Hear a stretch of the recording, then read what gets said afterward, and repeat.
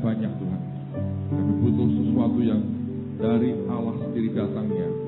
Karena kami tahu dengan itu ibadah kami tidak akan sia-sia. Terima kasih untuk anugerah-Mu pada pagi hari ini.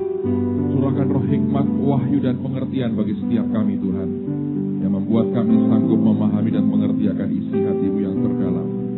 Ubah kami, hamba berdoa, tidak satu orang pun yang tinggalkan tempat ini tanpa diubah dan diberkati oleh Tuhan sendiri. Di dalam nama Tuhan Yesus, dan semua kita berkata, amin. Silakan duduk saudara.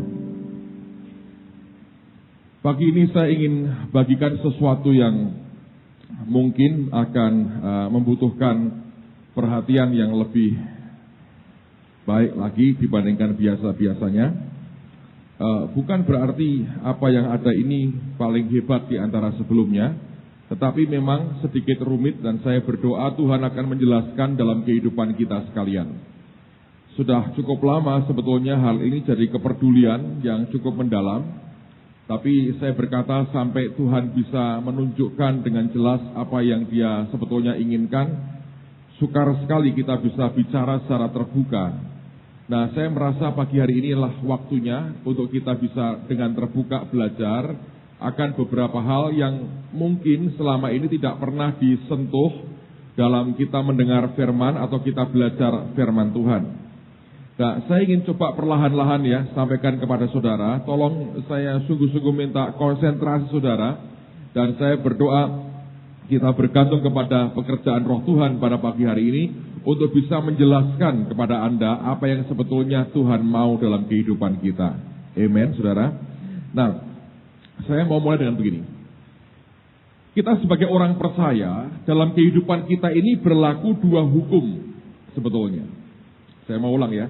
Sebagai orang percaya, dalam kehidupan kita ini berlaku dua hukum yang seringkali bekerja berdampingan.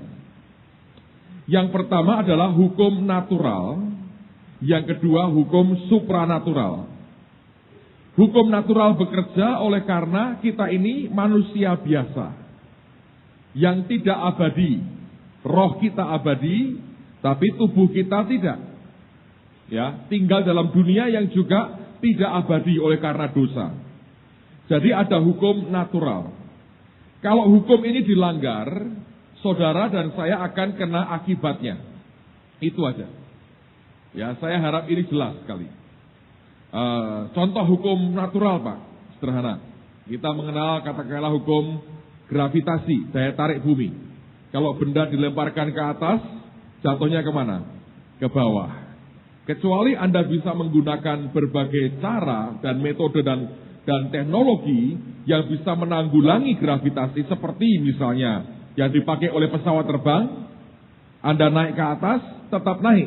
Kalau turun artinya mati bersama-sama. Ya, saya masih ingat zaman sekian puluh tahun yang lalu ketika film Superman pertama kali muncul di Singapura, saya dengar ada seorang anak yang begitu rupa minta orang tuanya dibelikan pakaian Superman. Dan orang tuanya dengan baik hati membelikan dia pakaian Superman. Tinggalnya di flat yang tinggi sekali. Anak ini berpikir dengan pakai pakaian ini aku bisa terbang seperti Superman. Walaupun matanya sipit, maklum orang Singapura. Lalu kemudian orang tuanya tidak tahu, dia lompat dari jendela dan dia teriak Superman. Game over ternyata saudara. Mati. Dia melanggar akan hukum gravitasi. Ya kan? Itu ada hukum yang berlaku, ada hukum gravitasi. Itu namanya hukum natural. Saudara berbuat apapun yang melanggar hukum itu, ya, secara natural Anda akan kena akibatnya. Anda ikuti, akan Anda manfaatkan atau Anda manfaatkan hukum itu, saudara akan terima faedahnya. Jadi ada hukum natural dalam kehidupan kita. Suka tidak suka itu terjadi. Nah, ini kita mesti perhatikan. Di samping itu, berdampingan dengan hukum natural, ada hukum yang sifatnya supranatural. Itu yang membuat Yesus bisa berjalan di atas air. Walaupun berat jenisnya lebih berat, lebih banyak daripada air. Dia tidak tenggelam. Kenapa? Itu supranatural. Petrus ngalami dua-duanya. Jadi Petrus lebih komplit dari Yesus. Yesus jalan tidak tenggelam, Petrus pernah tidak tenggelam dan pernah tenggelam. Dia mencicipi dua hukum ini. Yang supranatural pernah dia nikmati, yang natural juga akhirnya dia nikmati juga. Kecemplung, saudara. Dan dia teriak-teriak minta tolong. Dan Tuhan angkat dia kembali. Menarik sekali. Jadi itulah kenyataan kehidupan kita. Mengabaikan satu di antaranya akan membuat kita berjalan seperti hanya dengan kaki satu. Tanpa penyangga. Akan sukar sekali. Dan seringkali orang Kristen ini terbagi dua. Ada kelompok yang begitu getol berkata, aku hanya percaya yang natural. Kesembuhan ilahi sudah lewat, tidak mungkin terjadi lagi. Nah, orang begini sebetulnya dia mengkotak dirinya dalam kemampuan manusia. Padahal Allah itu adalah Allah yang luar biasa. Jadi kalau kita hanya percaya pada yang natural dan semuanya dinaturalisasikan, akibatnya apa? Kita tidak akan pernah bisa menikmati mujizat Allah. Tapi ada ekstrem yang lain. Biasanya orang-orang karismatik ini. Yang percaya akan hukum supranatural dan tidak percaya akan hukum natural. Makanya banyak yang mati kentir dan kelep, saudara. Kenapa? Karena tidak percaya hukum natural. Dilanggar semaunya. Dan diabaikan begitu saja. Lalu tenggelam dalam obsesi hukum yang supranatural. Nah, sebetulnya keindahannya adalah ini begini. Kalau kita bisa bermain di antara keduanya, tanda petik ya, dalam pimpinan Roh Kudus. Dan ini bagian yang sukar. Seringkali kita kalau tidak bablas ke kanan, ya bablas ke kiri. Dan seringkali kita belajar ternyata tidak semudah yang kita katakan atau kita pikirkan. Jadi dua hukum ini harus Anda perhatikan dengan baik. Nah, pagi ini saya mau coba sampaikan dua hukum ini secara global lah, supaya Anda mengerti, terutama berkaitan dengan bagaimana kita menata akan kehidupan kita bersama dengan Dia. Ada banyak orang yang tidak bisa menata dengan baik akan hidupnya. Saya Jumat lalu kan coba 15 jam di radio, saudara. Dan terus terang ya, saya berkata, saya tidak bermaksud untuk menyinggung satu dua orang tertentu, tetapi saya berkata bahwa ada saat-saat di mana kami dengar begitu banyak keluhan dari beberapa orang istri yang berkata, suamiku itu banyak sekali pelayanan, tapi tidak ada income buat keluarga. Jadi istrinya suruh kerja, dia keliling kemana-mana. Saya berkata ini topik kita kok hari ini kok suami-suami yang kacau balau ini, yang tidak ada tanggung jawabnya. Lalu berkata, kan saya melayani. Nah, saya berkata seringkali itu seperti sifatnya orang Farisi. Farisi berkata begini, kalau uang yang mestinya aku berikan untuk orang tuaku itu aku berikan buat Tuhan, kewajibanku untuk membiayai hidup orang tuaku tidaklah ada lagi. Jadi kamu mau mati, mau apa terserah, karena uangku sudah buat Tuhan. Nah, ini kacau, saudara. Ini orang kebacut, ini kayak begini. Akhirnya kita melihat banyak orang perilakunya aneh. Nah, saya ingin supaya kita jelas, clear, belajar, mari kita belajar pelan-pelan. Saya bisa tolong ada whiteboard di sini akan sangat menolong saya untuk saya bisa mencoba menjelaskan semaksimal saya bisa. Tolong Anda perhatikan baik-baik, karena begini, saya percaya hidup orang Kristen itu tidak ngane-ngane. Memang aneh tapi tidak ngane-ngane. Anehnya itu aneh natural, dan dalam natural itu muncul yang supranatural. Jadi saya ingin supaya ini difahami dengan baik, supaya kita bisa punya gambaran keseluruhan. Nah, sekarang saya mau touch dulu bagian yang natural, saudara sekalian. Bagian natural dalam kehidupan kita ini tidak bisa lepas juga dari campur tangan Tuhan. Karena bagaimanapun Tuhan yang kontrol akan alam semesta, termasuk kehidupan natural kita. Ya, jadi kalau kita bilang natural, tidak berarti Tuhan juga tidak campur tangan. Dia ada di dalamnya. Dia mengatur semuanya. Ada tatanannya. Nah, sekarang kita mau lihat.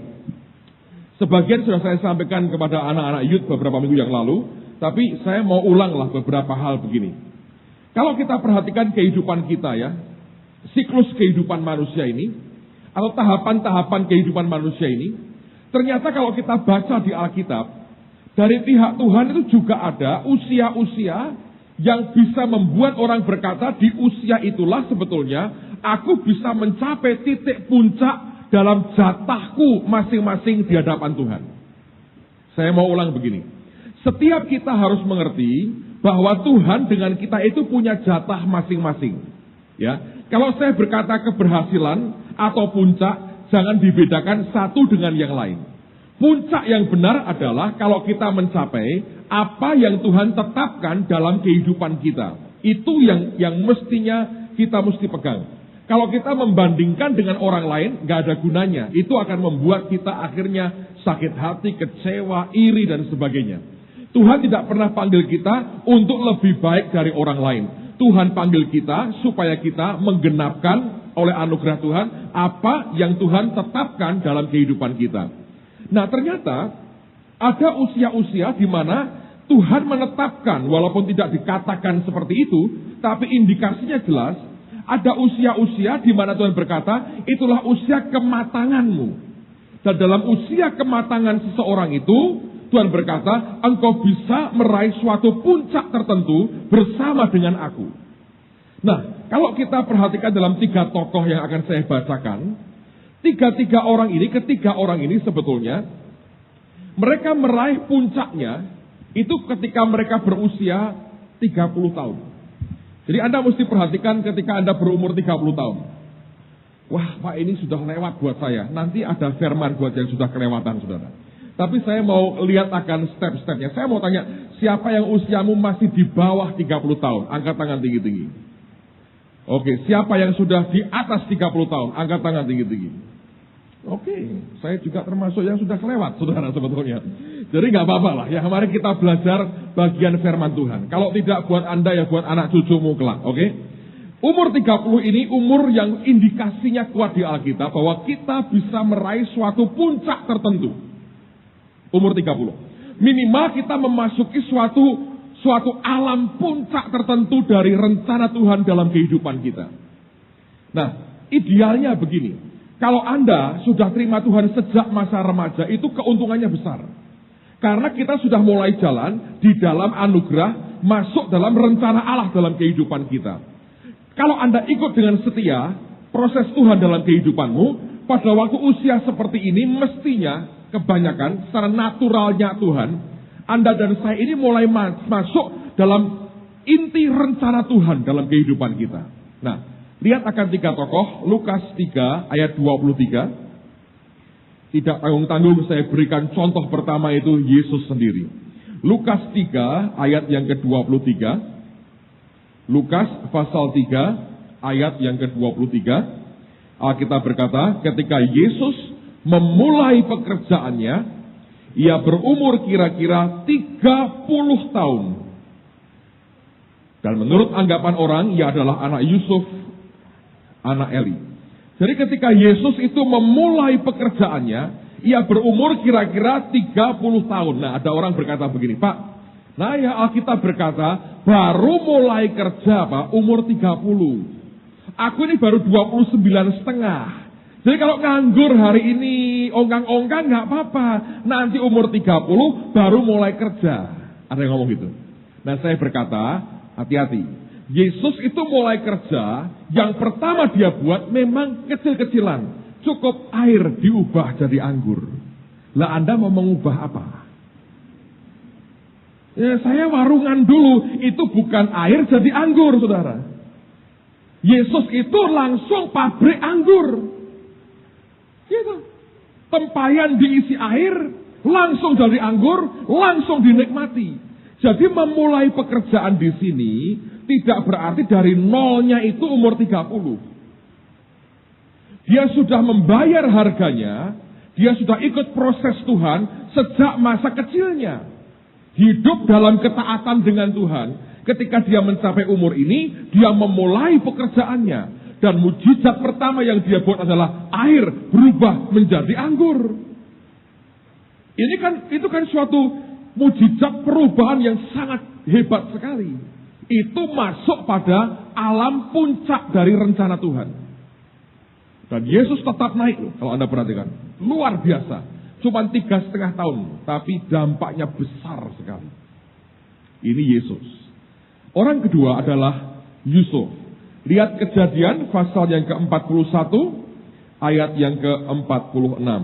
Kejadian 41 ayat yang ke-46.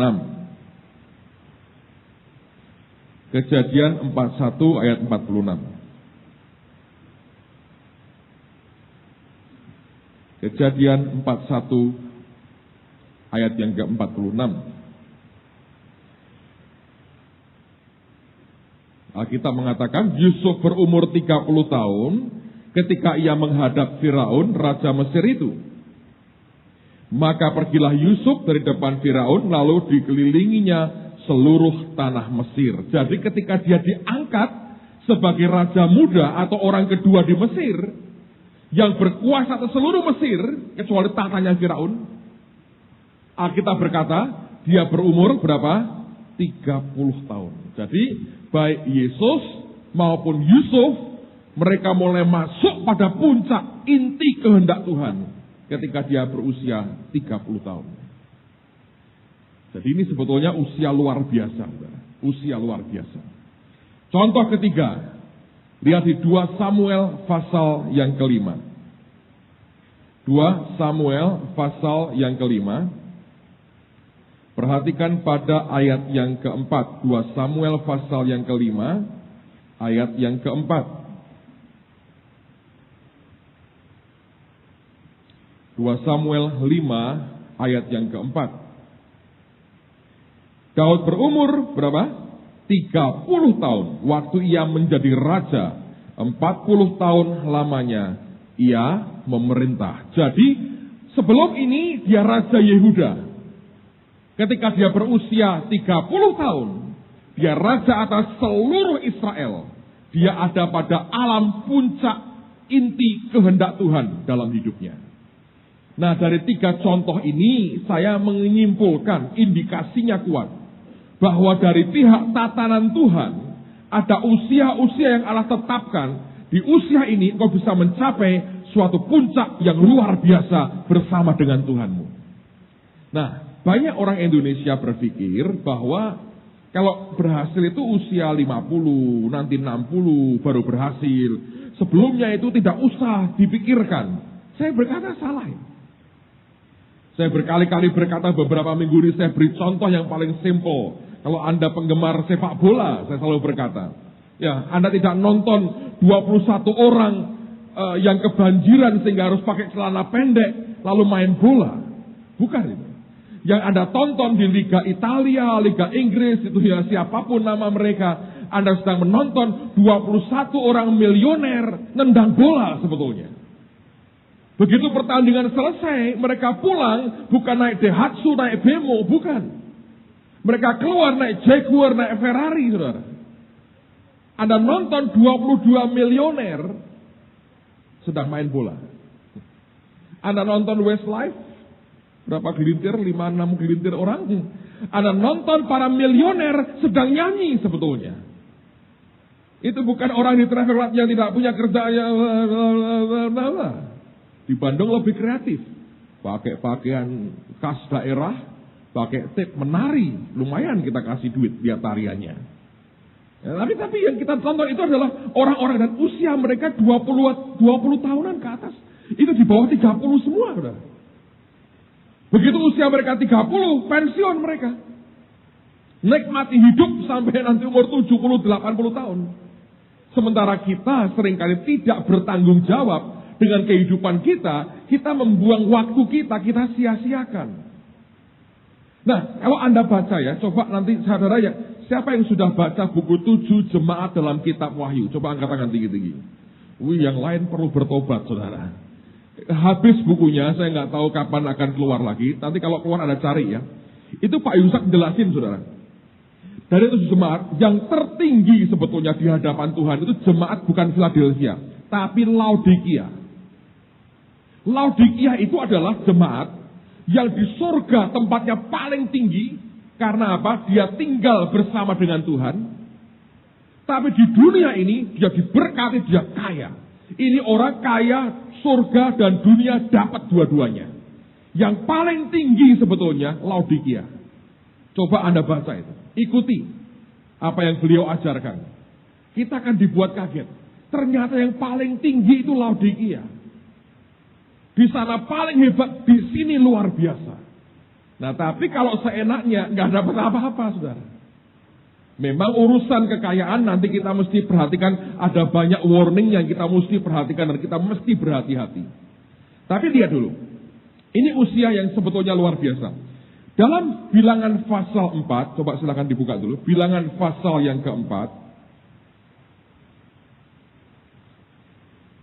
Bilangan pasal 4, perhatikan pada ayat yang ketiga.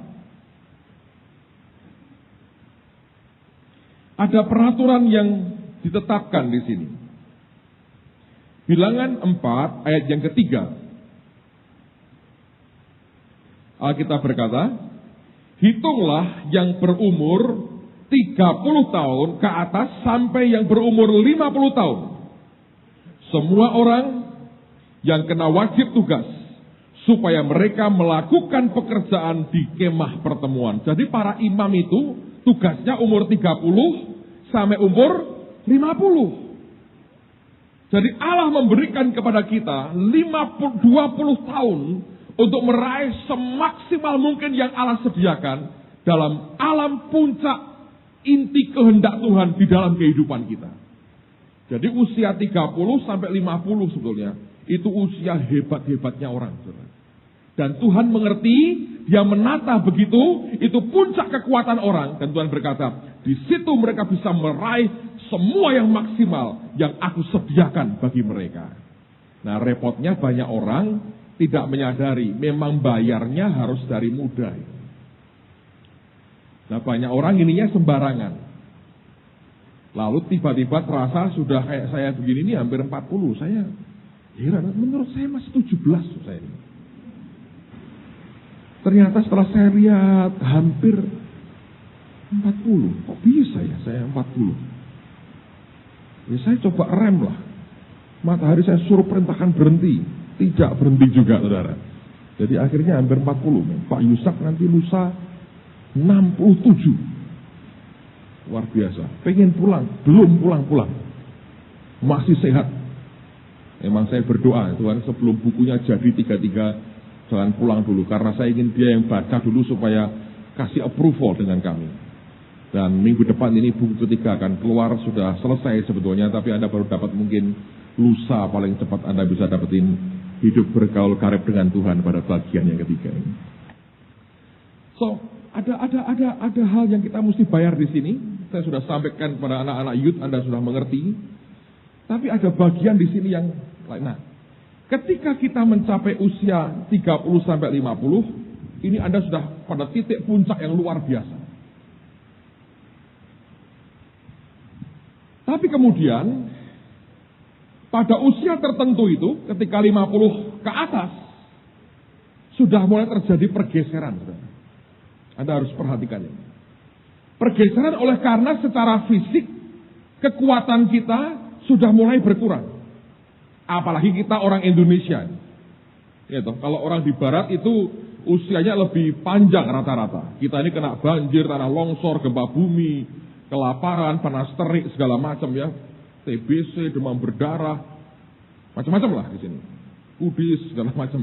Itu menggerogoti umur kita. Nah, makin lama makin pendek lah. Kalau Anda makin tidak ada kesehatan dengan baik akan makin pendek. Tapi ketika Anda mencapai ini, Anda mencapai puncaknya. Nah, seringkali di sini, ini yang terjadi. Kita kan terima banyak konseling telepon. Cuma lalu saya terima 100 telepon. Nah, dari usia ini ke atas, saudara, itu Anda harus mengerti. Semua banyak hal sudah mulai berubah di sini. Jangan berpikir lagi bahwa Anda seperti usia 30 atau 20 tahun. Makanya kalau hidup kita ya, tidak ditata dengan Tuhan dengan baik, ini kacau balau. Banyak orang, ini dibuat semaunya. Ketika di puncak, dia dapat uang banyak, dia lupa. Dia hamburkan uangnya, dia main perempuan, dia beli nomor, dia judi semaunya. Dia pikir rezeki itu akan terus seperti ini. Tiba-tiba ketika di masa tuanya ke jungle, boom, jatuh. Habis semua, dia berpikir, aku akan bangkit lagi, mulai lagi dari nol, seperti 20-30 tahun yang lalu. Ternyata nggak bisa. Ada seorang ibu yang telepon kami, usia sudah kira-kira berapa? 55 ya waktu itu ya, Jumat lalu kalau Anda dengar. Sekarang masih mencoba untuk minta pinjaman bank lagi, untuk mulai usaha baru. Pak Timotius memberikan nasihat bagus, sebaiknya bukan itu yang dibuat. Usia 55 masih akan mulai lagi dari nol lagi. Ini loh saudara. Makanya ya saya berkata, hidup dengan Tuhan itu Anda mesti minta pimpinan Tuhan ditata betul dengan baik. Kalau tidak, kita membuang banyak hal yang sia-sia dalam kehidupan kita. Dibuang, banyak hal berharga kita buang. Jadi sia-sia kehidupan kita. Padahal Tuhan mau kita menikmati tahun-tahun yang luar biasa. Nah, saya beri contoh. Ketika usia Anda makin bertambah, kemampuan Anda secara fisik pun berkurang. Dan seringkali, dengerin baik-baik, imanmu bahkan tidak nyampe untuk menopang ketidakberdayaan fisik kita. Contoh ekstrim nih, 2 Samuel 21. 2 Samuel pasal 21.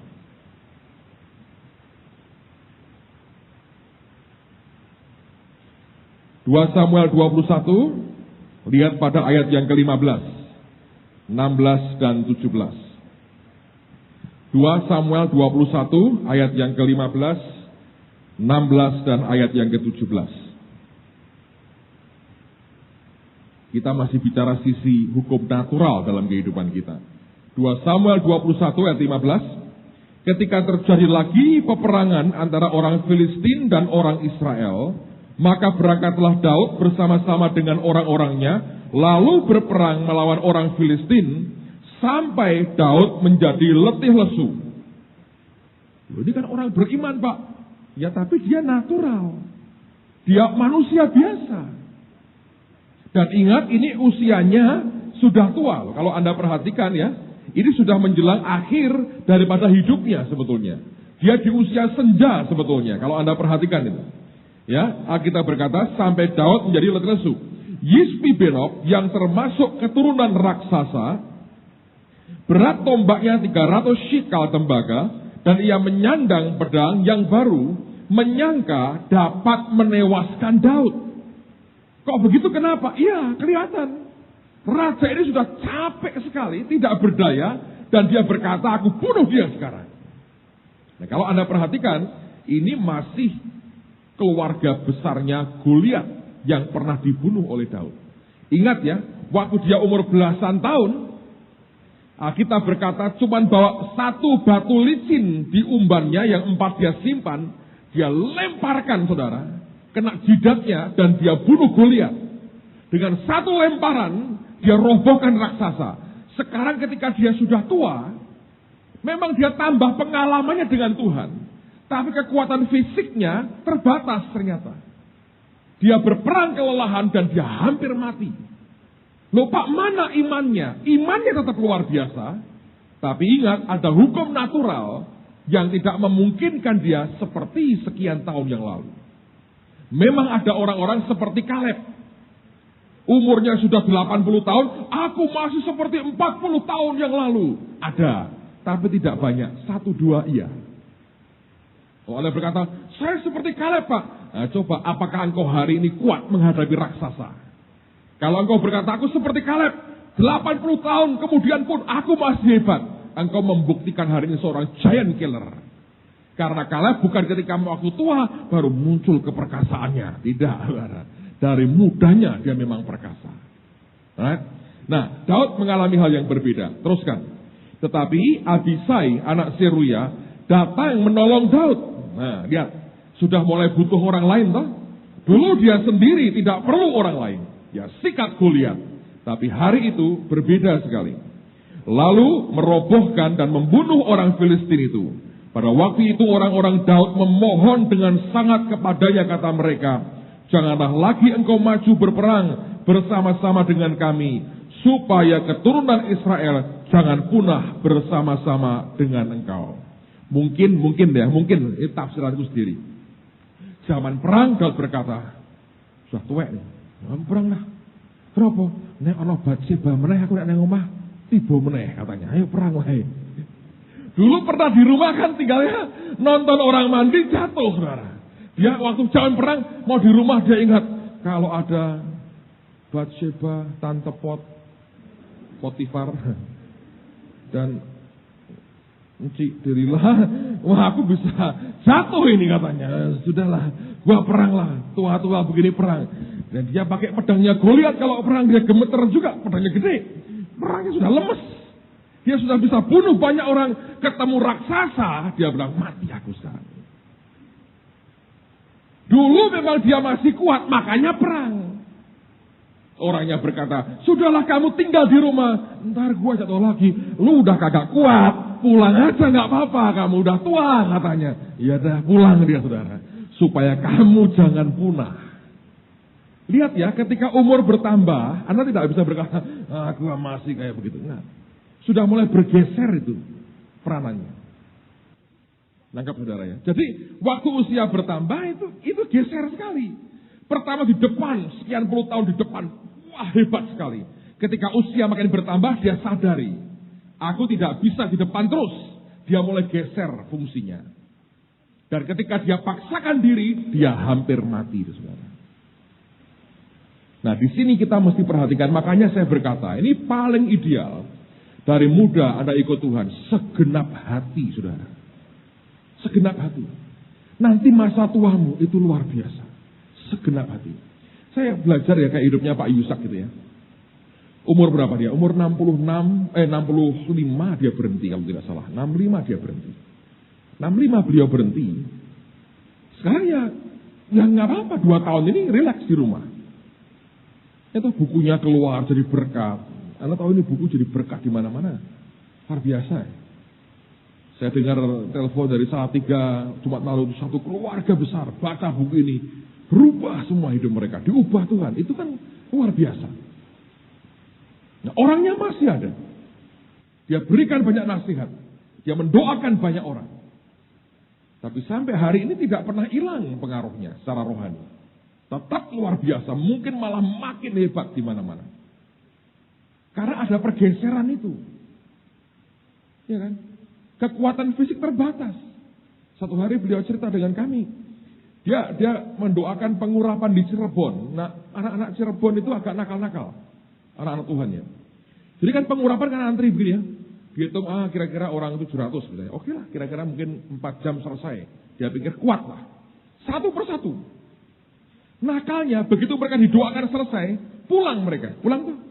Bawa keluarganya, pengurapan, 10 orang datang, satu orang bawa 10, sampai pagi saudara, jam 3 belum selesai, itu mau pingsan, sudah begini, lupa kan ngurapi orang kan harusnya kuat, dia pikir begitu, Tuhan harusnya kan kuat, dia ngomong, Tuhan berkata, aku aja tidak kuat, loh, kapan kamu tidak kuat?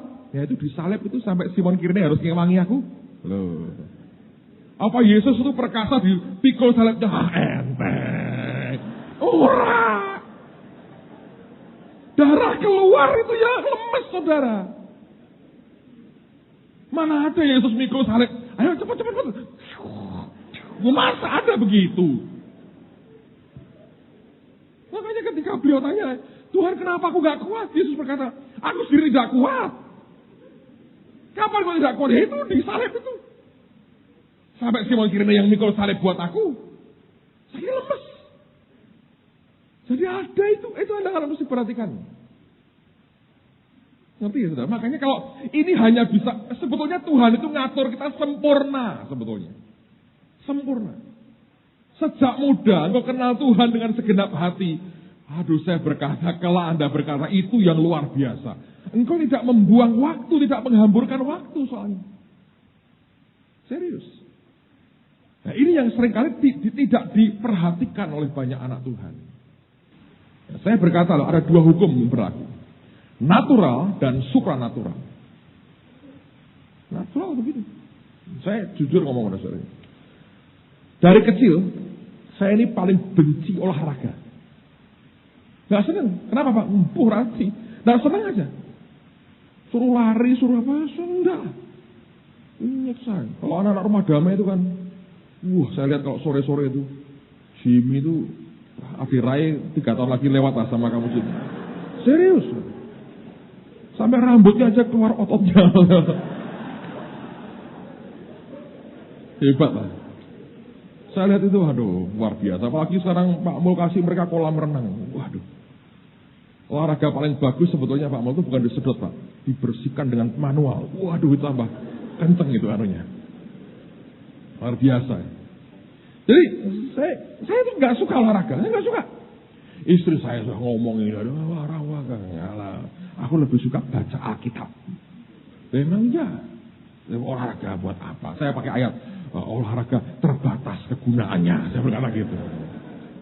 Cuma lupa terbatas itu ada, ya toh? Tapi terbatas. Memang ada. Dia beli saya beberapa alat. Saya pakai 1-2 kali. Tadi 2 tahun nganggur, saudara itu. Nganggur. Nah, sekarang kan sudah hampir 40. Kira-kira sebulan yang lalu atau sebulan setengah lalu. Lagi diam. Tuhan ngomong sama saya. Kamu olahraga. Wah, saya bilang gawat. Tapi kalau Tuhan ngomong, tiba-tiba ada sukacita. Ya wis, saya bilang. Itu olahraga dengan saya, saudara. Tuhan ngomong, kamu olahraga. Kenapa kok begitu? Dia ngerti ada manfaatnya. Dia tahu secara natural harus begitu. Yang ngomong sudah ngerti, teorinya sudah tahu. Nggak senang itu mau apa? Kita bisa apa? Amen, saudara. Nah, ini bagian-bagian yang kita mesti perhatikan. Ada usia-usia yang Anda mesti harus lihat. Nah, ada orang ngeper di belakang. Kadang-kadang Tuhan itu sedang berbicara sesuatu yang membuat orang tertawa sendiri bisa juga. Itu supranatural. Alright. Bagus juga lah. Daripada menangis, saya senang dengan orang tertawa. Nanti nangisnya nanti kalau sudah waktunya bertobat dan terima Yesus ya. Nah, ada saat-saat seperti itu di mana kita mesti perhatikan. Ini memang beda.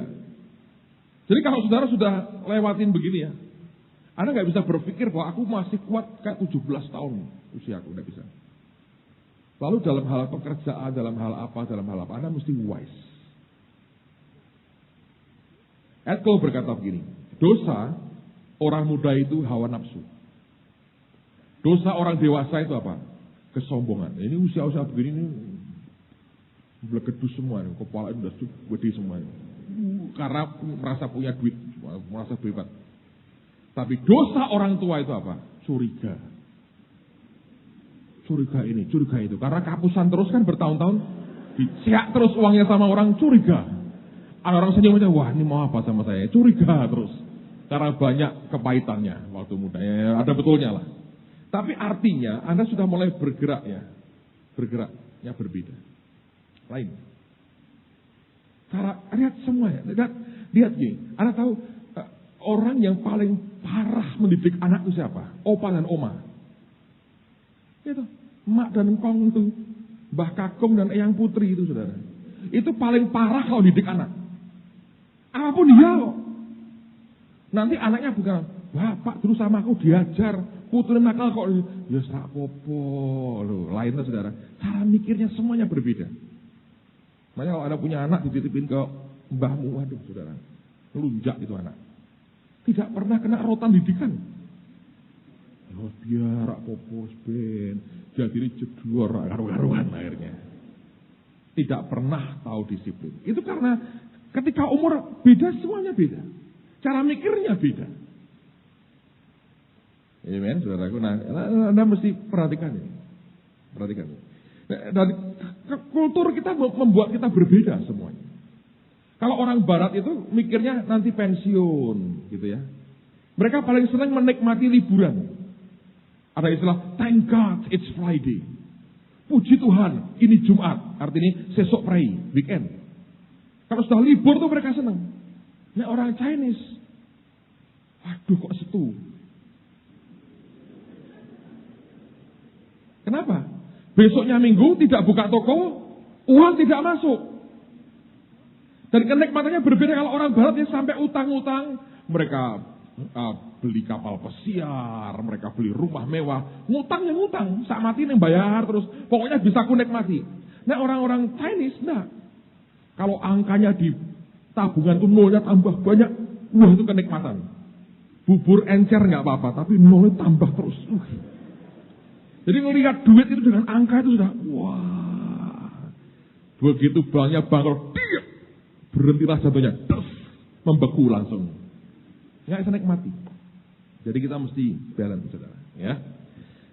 Nah, ini bagian yang kita mesti perhatikan. Nah, dalam hukum natural ini berlaku hukum seperti setia perkara kecil, Tuhan akan berikan perkara yang besar. Anda mesti buat itu.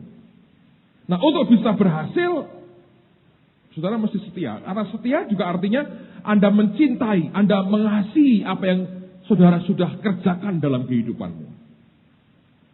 Semalam Tuhan ngomong sama saya, bagus sekali. Pada waktu kita menyembah Tuhan, Roh Kudus bicara sama saya. Karena saya selama sehari ini saya merenungkan banyak apa yang sudah didengar dari konseling selama 15 jam. Itu saya dengar, saya renungkan lagi, saya ingat lagi apa yang terjadi. Saya lihat kehidupan manusia itu kan begitu kompleks, saudara ya.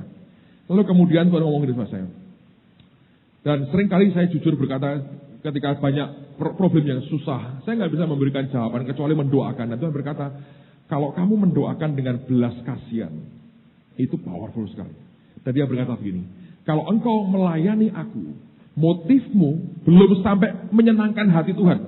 Hanya motifmu ingin mengasihi karena engkau mengasihi jiwa-jiwa. Mengasihi umatku sudah cukup membuat engkau diberkati luar biasa. Itu benar. Saya tanya, mana ayatnya Tuhan? Lihat Salomo.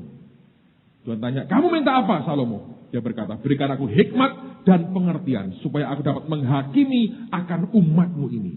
Jadi orientasinya pada umat Israel. Allah berkata, karena engkau tidak minta kekayaan, umur panjang, kemuliaan dan nyawa musuhmu, tapi engkau minta hikmat dan pengertian demi kepentingan umatku, maka kekayaan, umur panjang, kemuliaan aku berikan kepadamu. Luar biasa. Jadi kalau Anda mengasihi keluar dari hatimu, apa yang Tuhan berikan, engkau berkata, aku mengasihi engkau Tuhan. Ini bagian dari anugerah Tuhan dalam hidupmu. Engkau lakukan dengan setia. Itu sudah cukup untuk alasan Tuhan memberkati kita dalam anugerah yang limpah. Amen, saudara. Nah, ini bagian yang naturalnya. Coba lihat sekarang Mazmur 90. Mazmur 90. Lihat pada ayat yang ke-12. Mazmur 90 ayat yang ke-12. Kita akan baca bersama-sama ayat ini. Mazmur 90 ayat yang ke-12. Yang sudah ketemu tolong katakan amin. Oke, 2, 3. Ajarlah kami menghitung hari-hari kami sedemikian hingga kami beroleh hati yang bijaksana. Dalam bahasa Inggris dikatakan, teach me to number our days and recognize how few they are. Help us to spend them as we should. Dia berkata, ajari kami Tuhan menghitung hari-hari kami dan mengenalinya bahwa betapa sedikitnya hari-hari itu. Dan tolong kami supaya kami menggunakannya sebagaimana yang seharusnya kami gunakan. Jadi memahami bahwa ini singkat loh umur kita ini. Pendek sekali. Tapi yang pendek ini bisa begitu hebat kalau engkau jalan dengan Tuhan. Nah, ada orang-orang, saya mau ulang lagi ya. Kalau Anda sudah di sini, Anda jatuh di sini, boom gitu ya. Saya berkata begini, coba diukur kekuatanmu, lihat keseluruhannya. Nah, banyak orang terus berkata gini, aku buat kesalahan, aku harus bangkit lagi. Beberapa orang bisa. Cuma beberapa orang memang tidak punya lagi kemampuan. Dia kalah bersaing dengan yang muda-muda, cara berpikirnya berbeda, modal tidak ada. Lalu berkata begini, sudahlah berarti inilah akhir hidupku, aku jatuh di sini. Salah. Ingat, Anda punya anak, Anda punya cucu. Itu luar biasa. Kenapa tidak Anda ubah energimu untuk mendampingi mereka, jadi mereka berhasil. Ngerti saudara? Nah, banyak orang nggak terima. Enggak, aku harus kaya lagi kayak dulu. Kerja keras. Tapi kalau sudah sekian lama, Anda mestinya ngerti. Wah, memang sudah nggak mampu aku. Dengan yang lebih muda, dengan lebih berteknologi, dengan lebih punya kemampuan manajemen. Wah, nggak mampu aku. Seperti balik kayak zaman tahun 30-an, nggak bisa lagi. Nah, kalau begitu, jangan berkata bahwa selesai hariku, tamat riwayatku. Tidak, Anda punya anak, Anda punya cucu. Kenapa tidak kesalahan dan keberhasilanmu engkau berikan kepada anak cucumu supaya mereka dibuat berhasil. Dampingi mereka sampai mereka naik ke atas. Ada saatnya memang harus diakui, ketika waktu sudah lewat, saudara, oleh karena kesalahan kita. Jangan Anda berkata, seringkali itu bisa diambil lagi Pak. Belum tentu, saudara. Kadang-kadang masih dalam anugerah Allah bisa. Tapi kebanyakan sudah lewat, tidak bisa lagi, tidak berarti tamat hidup kita. Yakub sekalipun buta dan tidak bisa kemana-mana, berkatnya buat anak cucunya tetap luar biasa. Yang keluar nubuatan dan itu memberkati anak cucunya. Tetap masa tuanya, hidupnya dalam berkat Tuhan dan dalam anugerah. Kenapa? Yusuf naik ke atas. Nangkap saudara. Nah ini bagian yang sering kali diabaikan oleh orang percaya. Nah, sekarang saya teruskan lagi. Pak, gimana sisi supranaturalnya? Saya mau sampaikan begini ya, terutama teman-teman yang sudah merasa, waduh, aku sudah tidak lagi punya kekuatan seperti dulu lagi. Apa yang mesti aku buat? Nah inilah dalam Tuhan ada kabar baiknya. Naturalnya memang begitu. Tapi ada exception. Yaitu ketika kita dipindahkan Tuhan ke alam supranatural. Nah ini yang berbeda. Di mana bedanya? Coba buka dalam Yohanes pasal yang kelima. Injil Yohanes pasal yang kelima. Yohanes pasal yang kelima. Lihat mulai ayat yang pertama sampai dengan ayat 9. Dan juga ayat yang ke-14. 2 minggu lalu sudah disampaikan oleh Pak Adi Sutanto di kebaktian sore kalau tidak salah ya. Yohanes 5, lihat mulai ayat yang pertama, saya akan baca. Sesudah itu ada hari raya orang Yahudi dan Yesus berangkat ke Yerusalem. Di Yerusalem dekat pintu gerbang domba ada sebuah kolam yang dalam bahasa Ibrani disebut Bethesda, ada 5 serambinya. Dan di serambi-serambi itu berbaring sejumlah besar orang-orang sakit, orang-orang buta, orang-orang timpang dan orang-orang lumpuh yang menantikan goncangan air kolam itu. Sebab sewaktu-waktu turun malaikat Tuhan ke kolam itu dan menggoncangkan air itu. Barang siapa yang terdahulu masuk ke dalamnya, sesudah goncangan air itu menjadi sembuh apapun juga penyakitnya. Di situ ada seorang yang sudah 38 tahun lamanya sakit.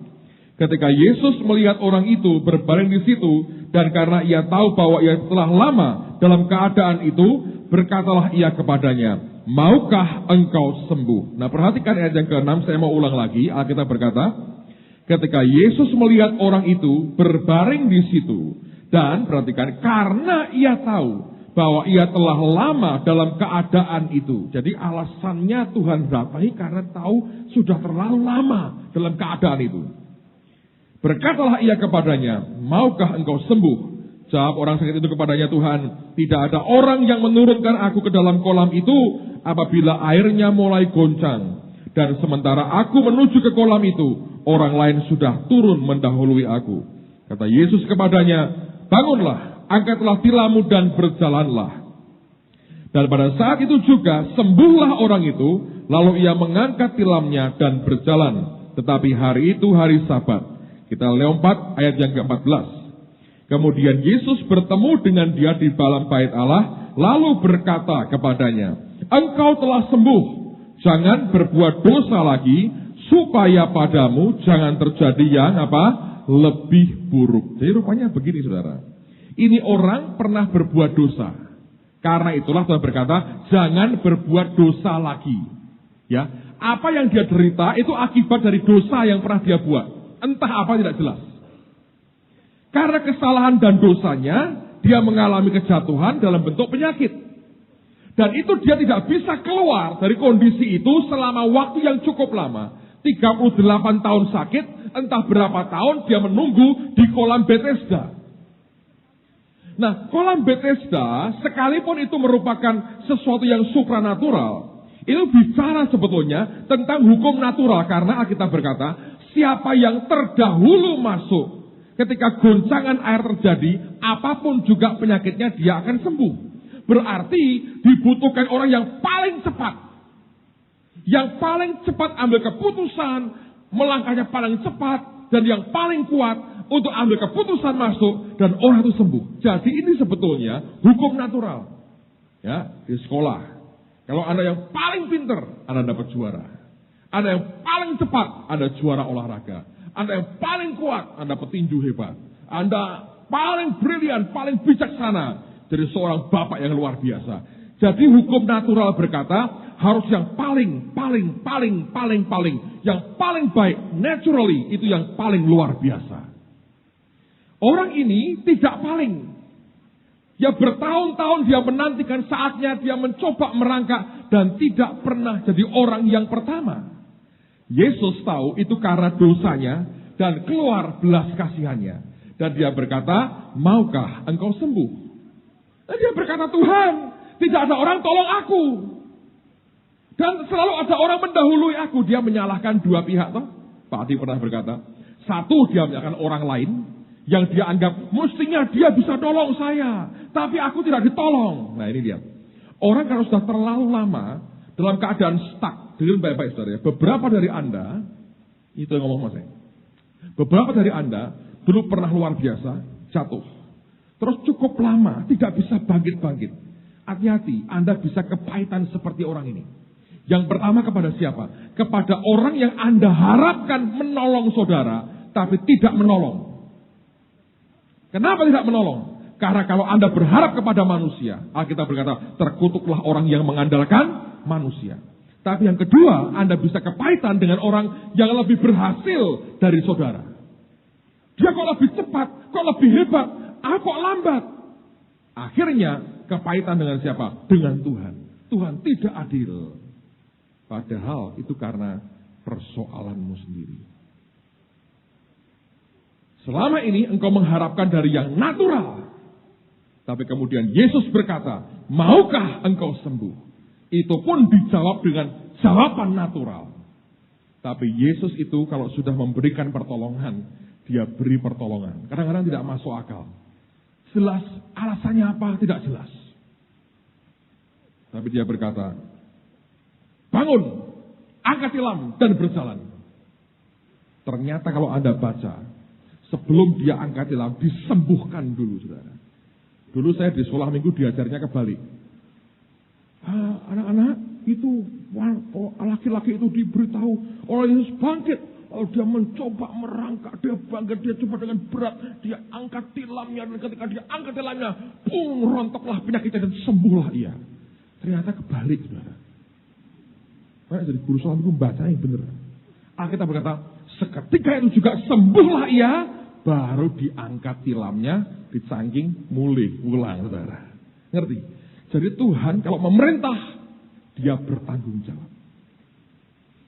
Nah di sini sebetulnya Tuhan sudah berkata, aku tidak mau pakai hukum natural. Aku berikan kamu yang supranatural. Lalu ketemu lagi lah, dia berkata, jangan berbuat dosa lagi. Supaya jangan terjadi yang lebih buruk. Kenapa lebih buruk? Sebab dia sudah di usia tua. 38 tahun sakit itu kan sudah 40 above minimal, saudara. Saya yakin mungkin sudah di 50-60 tahun umurnya. Ya, kalau sampai dia dianggap sudah bisa berbuat dosa di hadapan Tuhan, itu kan dosa yang begitu berat akibatnya kan dia sudah cukup dewasa sebetulnya. Saya yakin sudah 60-an orang ini mungkin.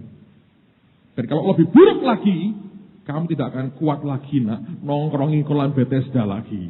Dan besok aku sudah mau disalib, bye-bye, gak ketemu aku lagi. Kalau kamu berdosa lagi, kamu gak kuat nongkrong di Bethesda. Petrus belum tentu mampir ke sini. Dia mampirnya di pintu gerbang bait Allah. Tidak pernah ada, maka Petrus dan Yohanes jalan-jalan ke kolam Bethesda. Tidak pernah. Jadi itu kunjungan sekali itu. Dan dia berkata, kalau kamu nekat berbuat dosa lagi, akan yang lebih buruk kamu alami. Sebab kamu tidak akan ketemu aku lagi. Aku sudah lagi akan mati dan naik ke surga. Dan kalau kamu jatuh lagi, nongkrongin kolam Bethesda lagi, sudah tambah umur, tenagamu makin tidak ada. Nanti saudara. Jadi ini bagian yang kita mesti perhatikan sebagai orang percaya. Nah kebanyakan kita ini nggak nyadari bahwa ada batasan-batasannya. Nah Pak, saya ingin Pak supaya hukum supranatural yang saya alami. Kalau Anda mau, sederhana. Makanya saya berkata ya, baca firman. Ini adalah hukum yang memerdekakan. Pak, saya sudah tua, tapi sudah terbebani begitu banyak hal di dalam hidup saya. Saya tidak semudah dulu lagi. Kekuatan saya terbatas, Pak. Saya mau yang supranatural. Saya berkata, bisa. Tapi dengar baik-baik. Baca Alkitab. Ini hukum. Law-nya di sini. Anda bongkar isi Alkitab. Minta Tuhan ajari aku. Kalau Anda berani bayar begitu, satu hari Tuhan ajari engkau step by step. Masa tuamu pun tetap bisa luar biasa. Nah, tapi kalau Anda tidak mau, pokoknya aku udah didoakan Pak, tumpangnya tangan aku. Ya bisa sesekali. Ya toh ada yang telepon. Saya didoakan Bapak aja, doanya Bapak manjur kayak jamu. Oh, itu. Saya bilang, iya kok enggak doakan aku. Doa kalau enggak ada Bapak, orang mantep. Kok kayak seguliwet mantep dan tidak, saudara. Nah, bisa. Itu mesti Anda dengan Tuhan. Kalau enggak terbatas. Oh, saya senang beberapa teman cerita mujizat yang dialami. Saya bersyukur. Tapi saya berkata gitu, itu bukan solusinya. Solusinya adalah engkau sendiri teliti hukumnya dan lakukan. Supaya di tempat dimanapun kau berada, tidak tergantung orang lain. Kau bisa mengalami Tuhan sendiri. Nah, mau nggak? Mak biasanya, aduh Pak, wegah saya baca. Oh, kan dulu kayak gini. Lawang komik silat ratusan jilid aja habis. Ya, itu kan dulu Pak. Alasannya ada aja. Tapi saya beritahu saudara, tergantung Anda. Anda berkata, oh saya mau bangkit Pak, tua-tua ya biar. Saya mau bangkit. Bisa. Anda mengabaikan yang natural, masuk yang supranatural. Tapi Anda mesti pegang hukumnya. Kalau ini Anda kuasai dalam hidupmu, diajari Roh Kudus, diajari bagian demi bagian, mesti diberkati. Sekalipun kau berkata, aku sudah tua, tidak masalah.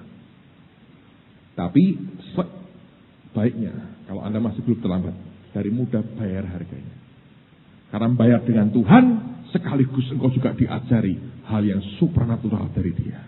Itu yang luar biasa. Ayat terakhir, Pengkhotbah pasal yang ke-9. Pengkhotbah pasal yang ke-9,